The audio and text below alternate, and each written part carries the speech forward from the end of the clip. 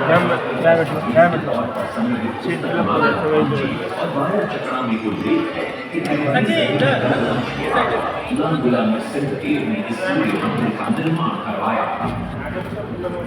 नरसिंह देव युद्ध में बड़े वीर और शक्तिशाली थे और मात्र 18 साल की उम्र में वे अपने पिता राजा अनंग भीम देव की विशाल सेना के प्रधान सेनापति नियुक्त कर दिए गए थे।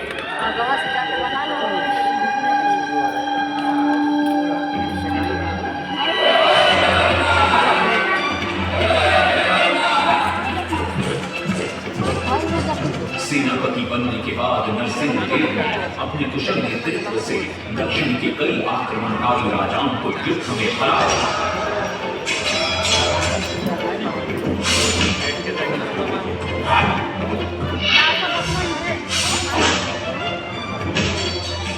और उनके राजकोष पर कब्जा कर लिया।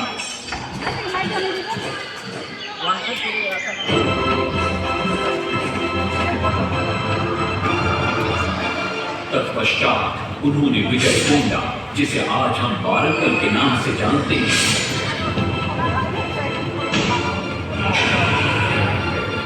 कि काकतीय वंश के राजा गणपति को परास्त किया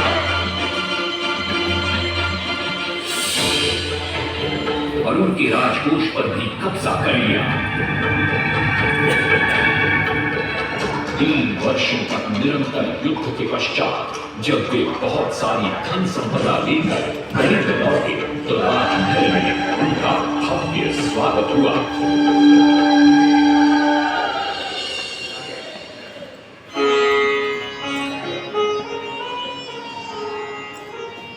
राजमाता कस्तूरी देवी पुत्र नरसिंह देव की वीरता से बहुत प्रसन्न हुई और पुत्र के सामने अपने मन की इच्छा प्रकट की।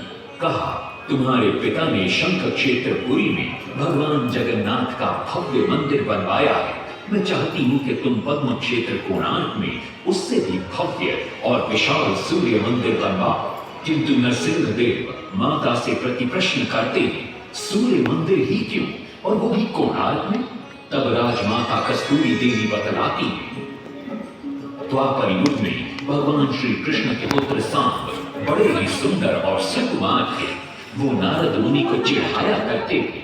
एक दिन नारद मुनि ने सांब को सबक सिखाने की योजना बनाई और उन्होंने सांब की सुंदरता की प्रशंसा कर उन्हें गोपियों के साथ जल क्रीड़ा करने को उकसाया। वहीं दूसरी तरफ भगवान श्री कृष्ण को जाकर कह दिया कि सांब अपनी मां समान गोपियों के साथ जल क्रीड़ा कर रहा है। श्री कृष्ण इस बात से बहुत क्रोधित हो जाते हैं और वे सांब को श्राप दे देते हैं, जिस सुंदरता का तुम्हें अभिमान है वो तत्क्षण नष्ट हो जाए। सांब को घोर हो जाता है। जब सांब राजमहल लौटते हैं और मां जामदेवी को ये पता चलता है कि पिता श्री कृष्ण के श्राप की वजह से सांब की ये अवस्था हुई, तो सारी रानियां क्रोधित हो जाती हैं। नारद जी को बुलाया जाता है। वे रोग मुक्ति का उपाय बतलाते हैं। वे कहते हैं, सूर्य की पहली किरण ऊर्ध्व देश के एक कोण पर पड़ती है जिसका नाम कोणार्क है। शाम को वहीं जाकर सूर्य की आराधना करनी होगी।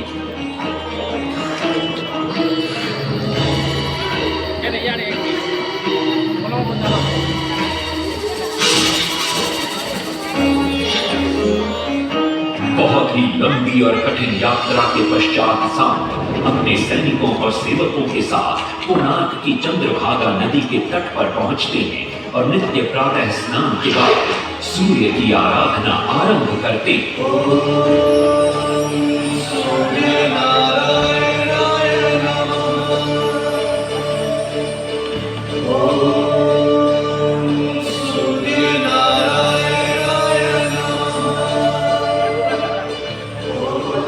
अन्न जल त्याग कर 12 साल की कठिन तपस्या के बाद सूर्य देव प्रसन्न होकर प्रकट होते हैं और सांब को रोग मुक्त होने का वरदान देते हैं। पुत्र, आज रात्रि के चतुर्थ प्रहर में स्नान करते समय नदी के तल में तुम्हें एक वस्तु मिलेगी। वो मेरा ही प्रतिरूप होगी। उसका स्पर्श पाते ही तुम इस कोढ़ रोग से मुक्त हो जाओगे। स्नान के पश्चात सांब जब नदी से बाहर आते हैं तो वो रोग मुक्त हो चुके होते हैं। उनके हाथ में एक छोटा सा पत्थर है। उनके सुंदर और सुकुमार शरीर को देखकर सारे अनुचर और सिपाही प्रसन्न होते हैं। सांब उस पत्थर को वहीं स्थापित कर एक छोटा सा मंदिर बनवाते हैं। लेकिन जब उन्हें ज्ञात होता है कि सूर्य पूजा का विधि विधान यहाँ किसी को पता नहीं है तो वे चिंतित हो जाते हैं। वे ध्यान में बैठते हैं। सूर्य देव पुनः प्रकट होते हैं और सांब के पूछने पर बतलाते हैं कि दूर पश्चिम में साक्य देश के मागा ब्राह्मण पूजा की विधि विधान जानते हैं। सांब साक्य देश की ओर निकल पड़ते हैं जो आज का ईरान है। महीनों की लंबी यात्रा के बाद सांब 18 मागा ब्राह्मण परिवारों के साथ लेकर कोणार्क लौटते हैं और सूर्य मंदिर में पूजा शुरू हो जाती है। राजमाता कस्तूरी देवी नरसिंह देव को बतलाती है कि विवाह के कई वर्षों बाद तक जब हम निसंतान थे मैंने भी उस सूर्य मंदिर में पूजा अर्चना की और तुम पुत्र रूप में मुझे प्राप्त हुए। माता की बात सुनकर नरसिंह देव माँ को कोणार्क में संसार का सबसे भव्य और विशाल मंदिर बनाने का वचन देते हैं। सदाशिव सामंतराय महापात्र जो शिवई सांतरा के नाम से लोकप्रिय थे, वे अपने सहयोगी बीसू महाराणा के साथ मंदिर का प्रतिरूप बनाते हैं और नरसिंह देव के समक्ष प्रस्तुत करते हैं। नरसिंह देव मंदिर का प्रतिरूप देखकर अभिभूत हो जाते हैं और शीघ्र मंदिर निर्माण कार्य आरंभ करने का आदेश देते हैं। दूर से बड़े-बड़े पत्थर लाए गए, जितने पत्थर डाले गए सारे टूट गए। पानी को डाला उसमें डाले गए, नहीं पता डाला सारे टूट गए। सिर्फ सांतरा हुए परेशान, किस विधि मंदिर बने। सिर्फ सांतरा हुए परेशान, किस विधि मंदिर बने। एक दिन वे चिंतामग्न कोणार्क लौट रहे थे, तभी उन्हें प्यास महसूस हुई। उन्हें पास ही में एक कुटिया दिखाई पड़ती है जहाँ एक बूढ़ी औरत से उनकी भेंट होती है। शिवई सांतरा पानी मांगते हैं। बूढ़ी औरत पानी के साथ गरम गरम भोजन भी लेकर आती है। वे थाली के बीच में हाथ डालते हैं जिससे उनका हाथ जल जाता है। तब वो बूढ़ी औरत मुस्कुराकर कहती है, तुम तो शिवई सांतरा की तरह बीच से भोजन उठाकर खा रहे हो। ये सुनकर शिवई सांतरा को अपनी भूल का एहसास होता है। माता रामचंद्री ने उपाय सुझाया, समझे शिवई सांतरा।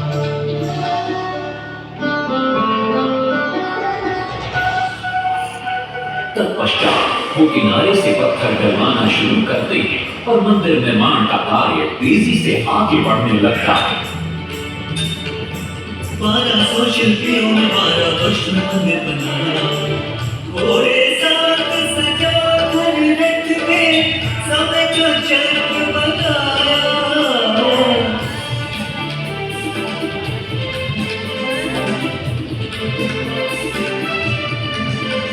दूसरी तरफ कलिंग के उत्तर के राज्यों के नवाबों के बार बार राज्य पर आक्रमण हो रहे थे। इन आक्रमणों से क्रोधित होकर नरसिंह देव अपनी विशाल सेना को लेकर युद्ध के लिए निकल पड़े।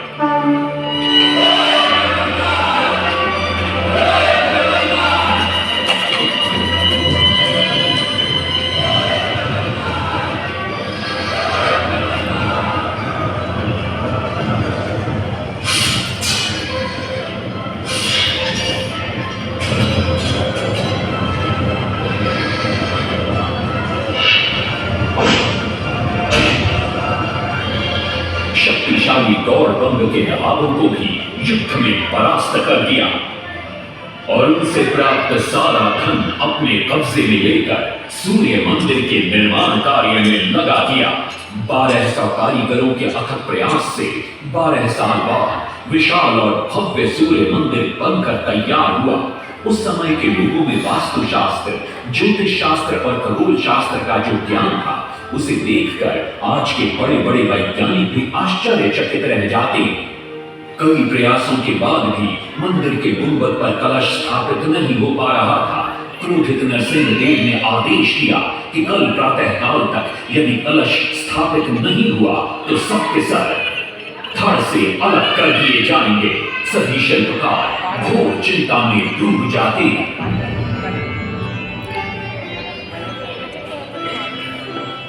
दूसरी तरफ मुख्य शिल्पकार बीसू महाराणा का 12 साल का बेटा धर्मपद सूर्य मंदिर के प्रतिरूप पर कलश बिठाकर प्रसन्न होता है और मां के सामने अपने पिता से मिलने की इच्छा व्यक्त करता है। मां अपने बागीचे के पेड़ पोटली में बांध कर देती है और कहती है, अपने कुत्ते बलिया को साथ लेकर कोणार्क जा। बलिया अपने मालिक को पहचान लेता है और बीसू महाराणा से लिपट जाता है। धर्मपद अपने पिता को प्रणाम करता है और अपना परिचय देता है।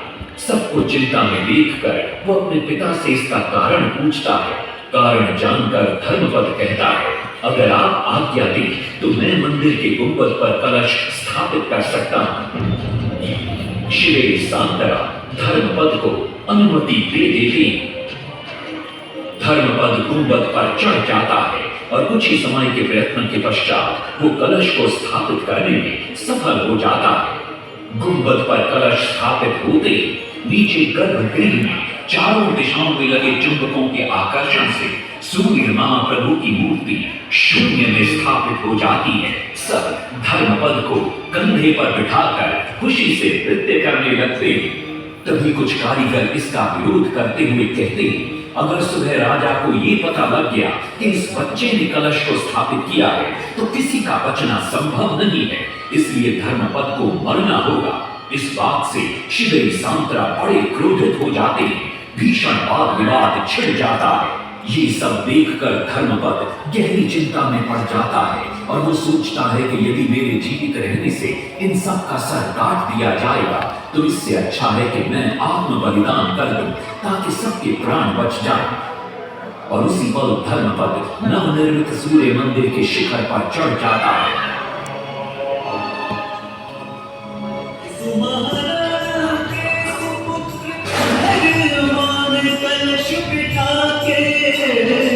त्याग दिए निज प्राण शिल्पियों का मान बढ़ाया।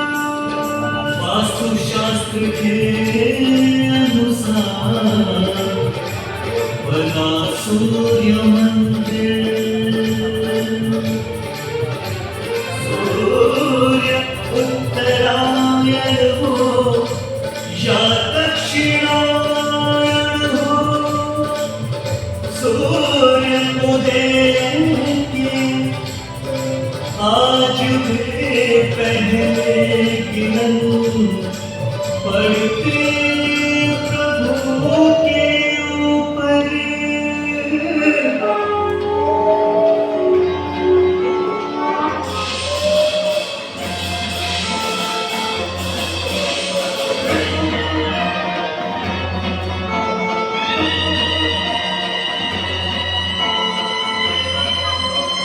तभी वहां नरसिंह देव भी आ पहुंचते हैं।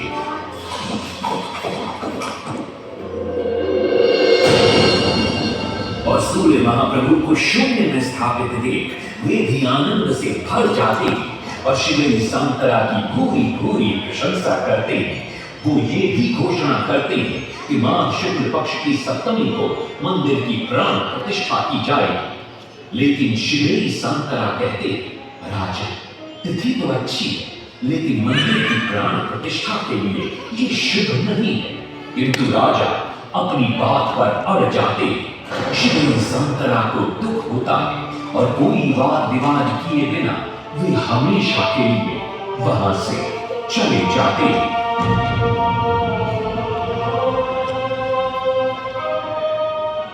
पूर्व निर्धारित तिथि पर मंदिर की प्राण प्रतिष्ठा संपन्न होती है।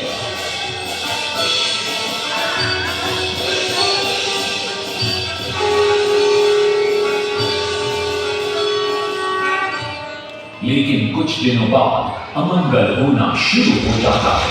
सबसे पहले विराट सिंह की मूर्ति नीचे आ गिरती है। तत्पश्चात मंदिर की शिलाओं का गिरना भी शुरू हो जाता है। नरसिंह देव को अब समझ में आता है कि शिवेरी सांतरा का कहना सही था, लेकिन देर हो चुकी थी। बहुत साल बाद मंदिर के आसपास जंगल उगा और ये मंदिर घने जंगलों के बीच छुप गया। जब अंग्रेजों ने जंगल के बीच इस मंदिर को देखा तो उन्होंने इसका पुनरुद्धार किया।